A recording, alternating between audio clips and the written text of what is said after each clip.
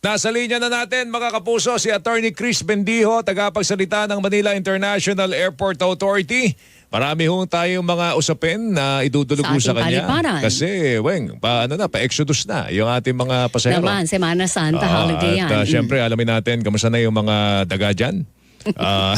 Nahuhuli naman na yung daw. mga surot. At alamin na, actually, hindi naman mawawala yan kasi may kainan dyan eh. Tsaka, may mga kaya, daga lang, talaga. kaya lang para makita mo sa isang international airport na nag-iikot sila at namamasyal para doon. Ding, para ding, wag naman sa waiting area, wag naman doon sa gate Hindi mismo. siya. Kasi yung gate ng di ba? Walang takot yung daga doon, namamasyal eh. Baka gustong sumama pa papuntang maging Australia, Swifty. export sila. Swifty. Singapore. Game. Puntahan natin sa Attorney Chris Bendijo. Good morning. Magandang umaga. Hi sir, good morning. Good morning. Ay, kamusta po kayo? First time sa Palatuntunan. Salamat po sa pagtanggap sa aming imbitasyon. Si Joel tsaka si Weng po ito. Good morning po. Kakamustahin namin. Ano na ba ang pinakahuling utos o atas po ng pamunuan po ng NAIA doon po sa ating ano ba tawag doon, Weng? Yung Taga-disinfect.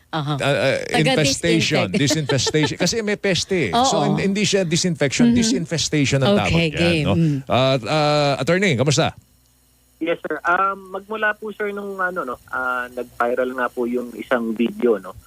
Pinulong na po ni General Manager Eric Ines ang lahat ng ating pest control at housekeeping. At doon po sa pagpupulong na yon ay binigyan po sila ng ultimatum, no, na kapag walang substantial improvement kaming nakita ay wala pong renewal na mangyari at baka nga po ma-blacklist pa sila sa aming mga procurement dito sa ating paliparan. After that meeting sir, we closely monitored, ako personally sir, I closely monitor itong ating pest control at housekeeping. And nakita ko naman sir, to be fair with them, meron naman pong mga improvement. For example, patungkol sa infestation ng surot, mas frequent na po yung kanilang steaming. Ating mga gang chairs, mapapansin niyo po yan sa ating mga paliparan, na sila po ay nagsisteam ng mas madalas sa mga upuan para po masiguradong talagang wala pong infestation ng mga surot. Kaakibat naman po nito, ang ating housekeeping, normal part na po ng kanilang paglilinis, tinataob po nila yung mga upuan to check kung meron nga pong infestation, kung sakasakaling may makalusot pa rin po. And also to make sure na yung bottom portion ng ating mga gang chairs is also thoroughly clean. Kasi the other time po, when we inspected, napansin po namin marami pong nakadikit na bubble gum. So, pati po yun ay kanilang sin-scrape off talagang to make sure na pati yung bottom portion ng ating chairs ay wala pong mga ganyan para wala pong infestation. Diyos ko, hindi lang siguro bubble gum ang nasa ilalim ng Alam niyo na kung anong meron pa sa ilalim niyan. Ayaw ko nang isipin, Attorney Chris. Opo, Attorney, sige. Go ahead, sir. But mapunta naman po tayo dun sa mas malaking problema dun sa rodents, ang isa po kasing naging challenge po sa ating pest control, ito po rodents, ito po kasing ating paliparan, halos wala pong sarahan ito. 24/7, may publiko pong nag-access dito, ang ating mga pasahero.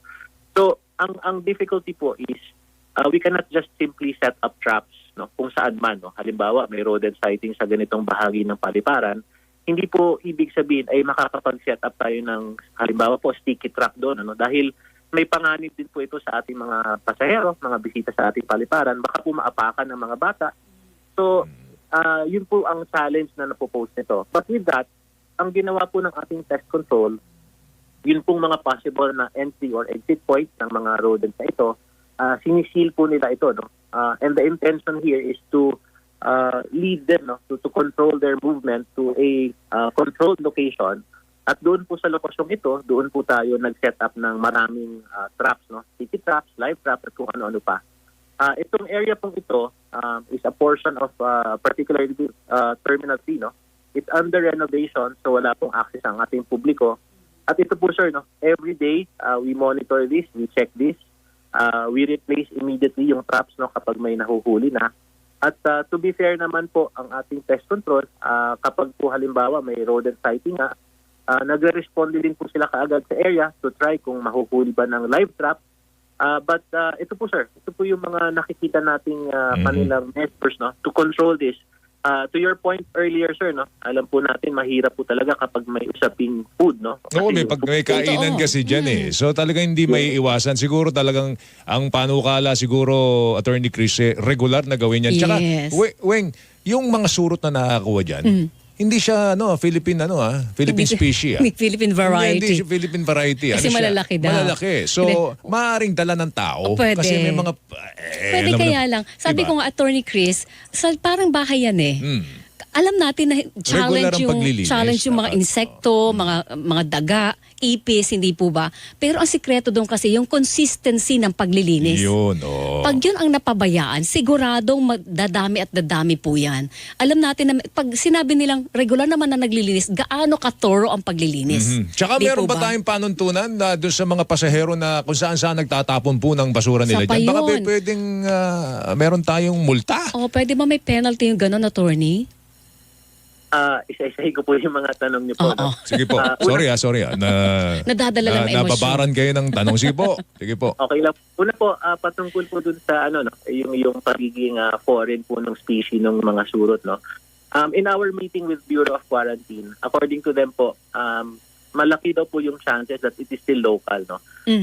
For airlines, meron po silang disinfection na ginagawang proseso every time that they travel, they fly, no. So chances daw po na na-carry ito ng isang passenger po is very low.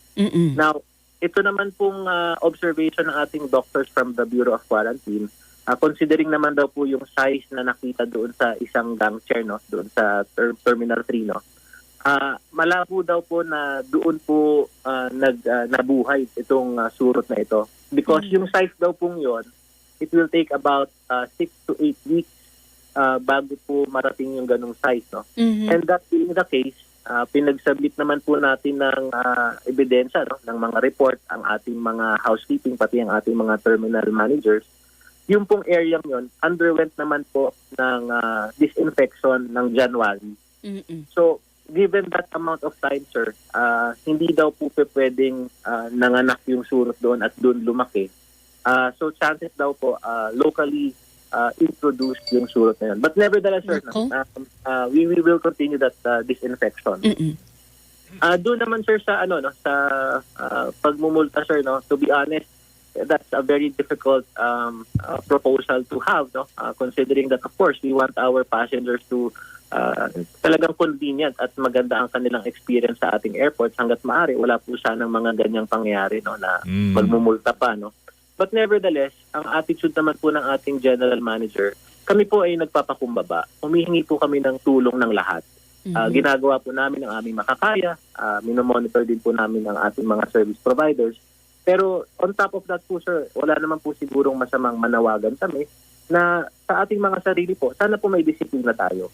That po nung, yun nga po, no, yung bubble gum na lang po, no. Kung ano ba yun.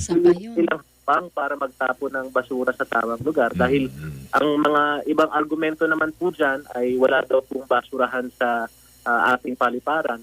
To be candid, sir, no, even if that were true, hindi pa rin po tamang mag-iwan Kung tapo na lang saan. Di kunin, lagay mo sa sa bag mo, kaya ilagay mo sa pitaka mo, kaya sa bulsa mo. Ang mga Pilipino kasi, Attorney Chris and Joel, hindi sanay do sa kultura ng clean as you go. Kaya nga eh. Diba? Alam naman na po natin yun, talagang hindi tayo sanay sa ganon. Nasanay ang mga Pilipino ng tapon kung saan-saan, kahit sa loob ng bahay, minsan Pero ganon. siguro makakatulong, Attorney Chris, kung maglalagay tayo ng paskil. Oo. Bawal ang salaulang pumasok sa NAIA. O kaya naman, Okay. clean as you go. Simple as yan, that, na reminder bawal ang dugyot dito. sa bawat ganun. sulok ng paliparan natin. Just to Alright. remind the mga passengers po. Ma'am, sir, baka naman po ako ang mabash, no? But ang hiling lang po namin, patulungan po tayo. Wala po Tama yan. Ang mga gawa lang natin, manawagan. Na wag naman sanang gawin yan. Pero, kamusta ang preparasyon po ninyo, attorney, doon sa inaasahang pagdagsaho ng mga pasahero dyan? Lalo Yes, na sir. next week. Yes po. Meron na po tayong direktiba mula sa ating Department of Transportation, no, sa ating Secretary Jimmy Bautista. At meron na din pong memorandum na pinirmahan ng ating General Manager Eric Ines. Ito po ay yung NIA Oplan Biyaheng Ayos, Semana Santa 2024. No? Okay lang, sir. I mentioned a few highlights. Sige dito. po, Go ahead sige po, po. go ahead po. Okay, sir. So una, meron po tayong coordination, no, sa ating mga LGU sa Pasay at sa Parañaque, pati na rin po sa ating MMDA. We are coordinating with them kasi kasabay naman po yung pagdansa ng pasahero. Definitely po, no, we are also anticipating traffic issues, no. So yun pong mamando sa ating mga roads leading to our airports, yan po ay kino-coordinate na natin para naman po hindi ganun kabigat, no, ang traffic that we will be anticipating coming itong Semana Santa. Ikalawa po, ang ating general manager ay nagbigay na po ng direktiba. Ang lahat po ng key officials ng ating paliparan ay hindi po kami pwedeng mag-leave, no. Ang intention po dito, sa bawat terminal po ng ating paliparan, maitatayo pong mga Oplan Help Desk, at ang mamando po dito ay mga key officials po ng ating paliparan. Ang gusto po mangyari ng ating GM, bawat po terminal, no, dahil may key official na po doon, kung sakali pong magkaroon ng problema sa papel, sa kung ano pa mang ibang problema ng ating mga pasahero, may key official po doon na pwedeng magdesisyon at matulungan yung ating mga pasahero, no, para wala po tayong mahapang queuing sa ating paliparan. Because sir, even before itong Oplan po, no, ang ating administration po, no, under the General Manager Eric Ines, meron na po siyang mga preventive measures na inilagay patungkol naman po sa usaping electricity, no. We understand that there was a big problem doon sa power interruption na nangyari last year at ayaw na po nating maulit ito.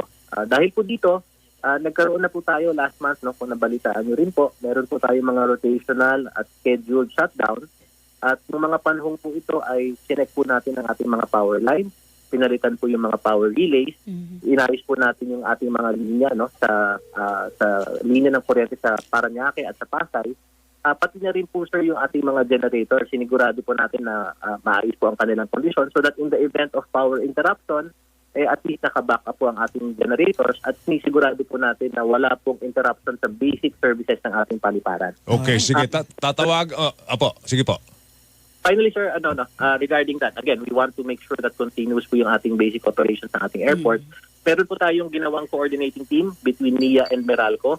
Meron po tayong direct line with them. Meron po silang shifting na ginagawa 24/7 para alam po natin for any contingency, meron po tayong matatawagan sa Meralco to address any issues. Alright, po yung mga highlights ng ating Oplan biyahe sa Santa 2020. siguro next week, tawagan ka namin ulit. In the meantime, attorney, salamat sa oras mo. Mag-ingat ka. Sir, thank you. Very much, sir. Si Attorney Chris Bendijo, makakapuso, tagapagsalita ng MIAA.